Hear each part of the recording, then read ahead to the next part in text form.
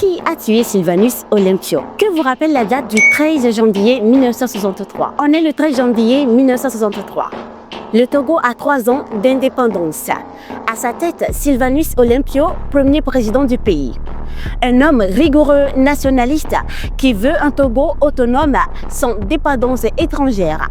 Mais cette nuit-là, des militaires togolais anciens soldats de l'armée coloniale française se soulèvent. Parmi eux, Emmanuel Bodiolé. Olympio tente de fuir et se réfugie près de l'ambassade des États-Unis à Lomé. Il est rattrapé, il est abattu.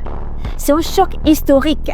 Pour la première fois en Afrique noire indépendante, un président en exercice est assassiné. Nicolas Grunitzky prend le pouvoir. Mais l'instabilité continue. Et exactement 4 ans plus tard, jour pour jour, 13 janvier 1967. Que vous rappelle cette date?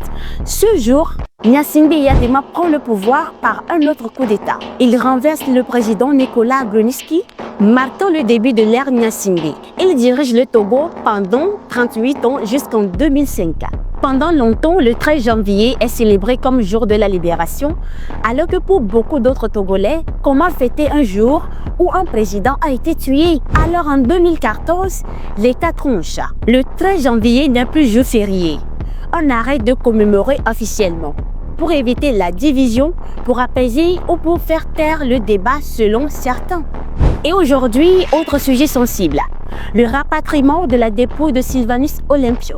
Le rapatriement des restes du premier président du Togo assassiné en 1963 est une question en suspense depuis des décennies malgré les engagements de réconciliation du président Faure Gnassingbé en 2010 et les recommandations récentes du HCROUL. Son corps repose au Bénin et bien que la famille et des partis d'opposition plaident pour son retour pour des funérailles nationales, des préalables non publics et des sensibilités historiques liées avec le coup d'État de 1963 freinent le processus divisant l'opinion publique.